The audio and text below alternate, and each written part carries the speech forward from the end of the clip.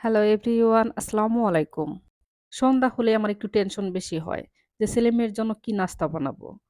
তো আজকে আমি ডিম দিয়ে আর ময়দা দিয়ে নাস্তা তৈরি করব। নাস্তা তৈরি করার জন্য কড়াইয়ের মধ্যে আমি ১ কাপ পানি দিয়েছি।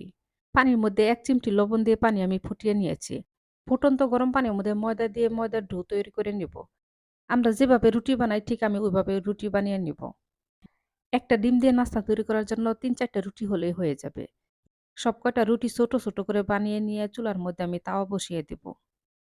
তাওয়া গরম হতে থাকে এপাশে আমি ডিম ভেঙে নেব। ডিমের জন্য এখানে আমি দিয়ে দিব পেঁয়াজ কুচি, কাঁচামরিচ কুচি আর দিয়ে দিব সামান্য একটু লবণ আর দিয়ে দিব ধনিয়ার পাতা। এখন আমি হাত দিয়ে পেঁয়াজ মরিচ ডলে নেব। এখন আমি ডিম ভেঙে দিব। একটা ডিম দিয়ে কিন্তু ৪ টা রুটি দিয়ে নাস্তা তৈরি করতে পারবেন। আর যদি কোনো পরিবারের সদস্য বেশি থাকে তাহলে বেশি করে ডিম দিয়ে রুটি বানিয়ে নিয়ে তারপরে নাস্তা তৈরি করবেন। আপনারা যদি ডিম ভাজির মধ্যে ১ চিমটি হলুদের গুঁড়া পছন্দ করেন তাহলে দিতে পারেন ১ চিমটি। কিন্তু আমি কোনো হলুদের গুঁড়া দিব না। এপাশে তাওয়া গরম হয়ে গেছে। এখন আমি রুটিগুলা ভেজে নেব। আমি সামান্য একটু তেল দিয়ে তারপরে ভেজে নিচ্ছি। আপনারা যারা তেল বেশি পছন্দ করেন না, তারা তেল ছাড়াও বাঁচতে পারবেন। আর যারা বেশি তেল পছন্দ করেন, তারা বেশি করে তেল দিয়ে ভেজে নিবেন। কিন্তু অল্প একটু তেল দিয়ে ভাজলে এটাই বেশি মজা লাগে খেতে। আমি সবকটা রুটি ভেজে নিয়েছি। এখন আমি তাওয়ার মধ্যে সামান্য একটু সয়াবিন তেল দিয়ে ডিম ভেজে নিব। ডিমের উপরে আমি এখন এভাবে রুটি দিয়ে দিব। আবার রুটির উপরে ডিম দিয়ে দিব। রুটির উপরে অল্প, অল্প করে কিন্তু ডিম দিতে হবে। বেশি করে দেওয়া যাবে না। অল্প, অল্প করে দিলে ৪ টা রুটির মধ্যে যেন সমানভাবে হয়।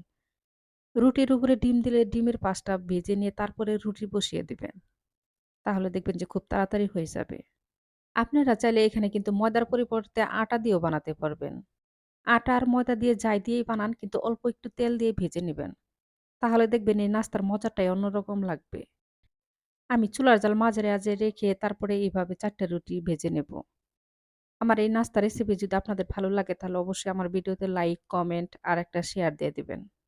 ডিমের নাস্তা হয়ে গেছে, এখন আমি চুলাটা অফ করে দিব। এখন আমি তাওয়ার মধ্যে এইভাবে কেটে নেব।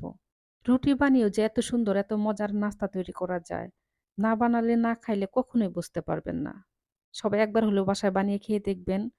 তারপরে আমাকে কমেন্ট করে জানাবেন খেতে কেমন হয়েছিল। এই নাস্তাটা এমনিও খেতে ভালো লাগে কিন্তু টমেটো সস দিলে একটু বেশি ভালো লাগে। সবাই ভালো থাকবেন। আল্লাহ হাফেজ।